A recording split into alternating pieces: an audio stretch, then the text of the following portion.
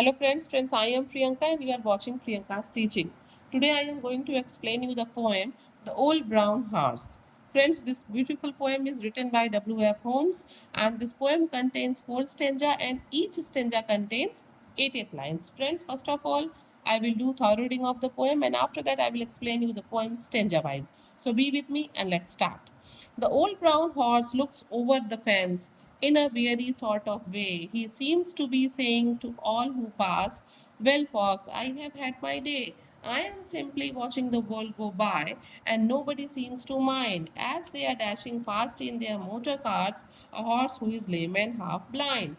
The old brown horse has a saggy coat, but once he was young and trim, and he used to trot through the woods and lanes with the man who was fond of him.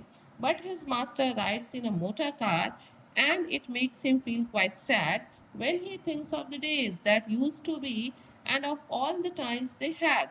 Sometimes a friendly soul will stop near the fence where the tired old head rests wearily on the topmost bar, and a friendly word is said. Then the old brown horse gives a little sigh as he feels the kindly touch of a hand on his mane or his saggy coat, and he does not mind so much.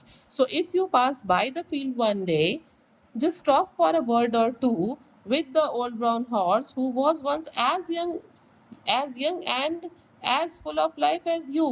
He will love the touch of your soft young hand, and I know he will seem to say, "Oh, thank you, friend, for the kindly thought for a horse who has had his day."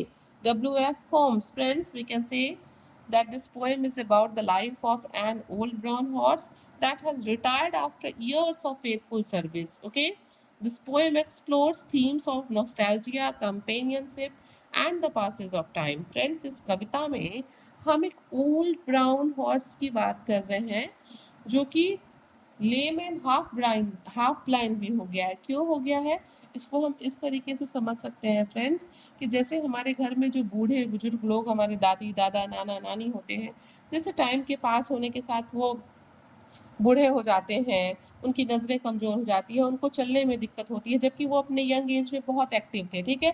ठीक वैसे ही जो animals होते हैं, उनको भी अपने old age में जो है इस तरह की प्रॉब्लम्स होती है, उन्हें भी इस तरह की प्रॉब्लम्स फेस करनी होती है। Friends, this poem captures the narrator's emotions, okay, as they recount the horse loyal service again and eventual passing. इस कविता में जो पोएट है, वो हॉर्स के फीलिंग्स को, इमोशंस को शो करता है कि वो कैसा फील करता है अपने ओल्ड डेज को याद करके, and actually what he expect from the people, और वो सच में लोगों से क्या चाहता है। Friends, now I am going to explain you the poem stanza wise. Okay? The old brown horse looks over the fence in a very sort of way. Poet यहाँ पे कहता है कि जो ओल्ड ब्राउन हॉर्स है, जो कभी बहुत यंग हुआ करता था, वो क्या कर रहा है, वो एक फेंस पे के पास खड़े होके बड़े ही वियरी यानी कि टायर्ड वे में चीज़ों को क्या कर रहा है, देख रहा है। He is watching the things in a very tired way. He seems to be saying to all who pass, "Well, Fox, I have had my day." ऐसा फील हो रहा है, it seems like that he is saying with the passerbys, with the people, those who are going from that road, ऐसा लग रहा है कि वो उन लोगों से कह रहा हो, passerbys से, people से, fox से कह रहा हो, I have had my days, कि मैंने भी जो है अपने जीवन को जिया है, मेरे पास भी मेरे यंग डेज थे जब मैं बड़ा क्या हुआ करता था, एक्टिव हुआ करता था। I am simply watching the world go by and nobody seems to mind. और यहाँ पे जो ओल्ड ब्राउन हॉर्स है वो कहता है कि मैं चुपचाप इस फेंस के पास खड़े होकर लोगों को, वर्ल्ड को, दुनिया को, चीज़ों को आता जाता चुपचाप देख रहा हूँ, but nobody is paying attention on me. कोई भी जो है मेरे ऊपर ध्यान नहीं दे रहा है। As they are dashing fast in their motor cars, a horse who is lame and half blind. अब जो है, जो ओल्ड हॉर्स है जो कि अब लेम हो गया है, ब्लाइंड, हाफ ब्लाइंड हो गया है, वो सोच रहा है कि मेरे ऊपर कोई भी ध्यान नहीं दे रहा है। Why the people are not paying attention on him? Because they are in hurry, they are moving very fast in their motor cars, they are running here and there with their cars. Dashing means होता है movement, okay, running and going in a very fast movement, ठीक है? तो basically we can say friends that in this first stanza the poet is explaining the old days of horse, okay? इस stanza में जो poet है वो horse के old days को डिस्क्राइब करता है। And the horse is standing near the fence and watching the passer by and they are not paying attention on him because they are in hurry, poet यहाँ पे कहता है। Now come on the next stanza. The old brown horse has a shaggy coat but once he was young and trim, poet यहाँ पे कहता है कि जो बूढ़ा हॉर्स है उसके पास क्या है, एक सैगी कोट है, उसकी जो पीठ है, उसके जो बैक पे, उसके गर्दन पे, सैगी मीन्स क्या होता है, सैगी मीन्स होता है हेयरी एंड अनटाइडी। उसके जो खाल है, उसके जो बाल है वो बड़े ही गंदे हैं, ठीक है, वो अनटाइडी हैं उसके बाल। वो अनटाइडी क्यों है, क्योंकि कोई उसका अब ख्याल नहीं रखता है, because no one is paying attention on him. लेकिन जब वो अपने यंग डेज में था, जब उसका मास्टर उसका फॉन्ड ऑफ हुआ करता था, तो वो हमेशा उसकी ट्रिमिंग, उसकी ग्रूमिंग, उसको नहलाना किया करता था। तो एक समय था कि जब वो बहुत नीट एंड क्लीन हुआ करता था।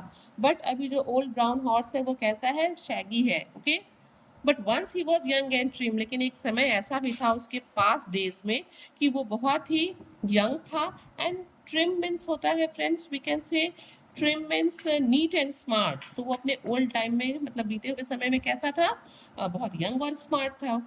And he use to trot through the woods and lane with the man who was fond of him. और वो क्या करता था अपने यंग डेज में, अपने पुराने बीते हुए दिनों में, वो जो है अपने मास्टर के साथ वुड्स यानी कि जंगल में, लेन्स यानी कि सड़कों पे ट्रॉट किया करता था। ट्रॉट मतलब होता है मूविंग फास्टर देन वॉक। वो मतलब सड़कों पे और जंगलों में अपने मालिक के साथ घूमा करता था।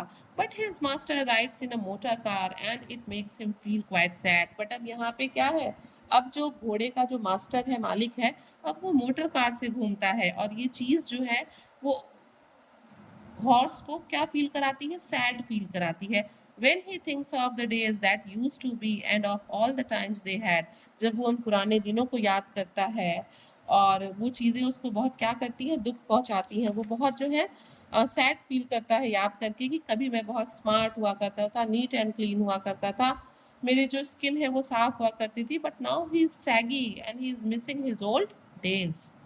Friends, we can say that in second stanza, the horse is remembering the old days when his master was fond of him and he take cares of his horse by cleaning and trimming its hair. But now no one is there to take care of him and his master is now using a motor car and those days are past now. Okay? तो यहाँ पे जो घोड़ा है वो अपने बीते हुए दिनों को याद करता है। Now come on the third stanza.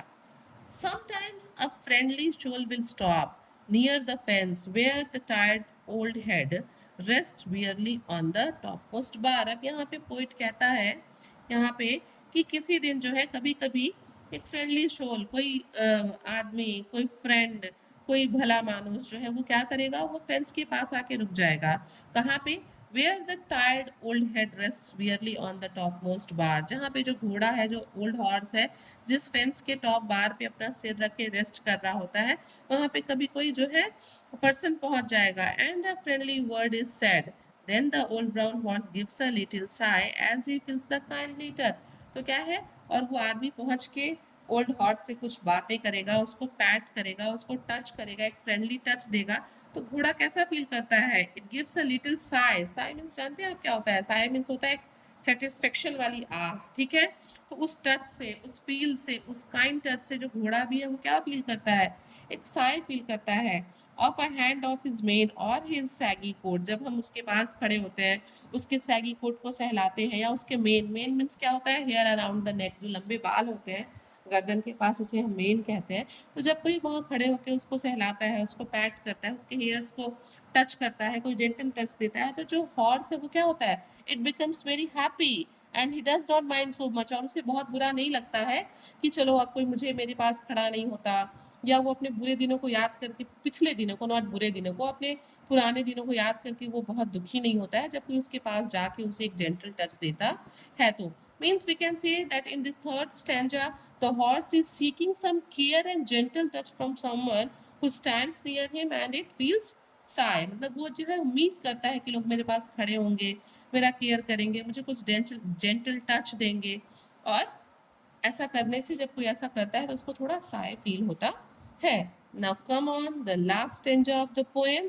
So if you pass by the field one day, इसलिए पोएट हमको ये एडवाइस करता है in this stanza, the poet advises us कि अगर हम किसी दिन किसी ऐसे फील्ड के पास से जा रहे हो जहाँ पे कोई एनिमल हो या फिर कोई हॉर्स या अदर एनिमल्स जो ओल्ड एज में है वो बंधे हुए हों या खड़े हों, तो स्टॉप फॉर अ वर्ड और टू, वहाँ थोड़ी देर रुक जाइए, उनसे थोड़ी बातें कर लीजिए, ओके।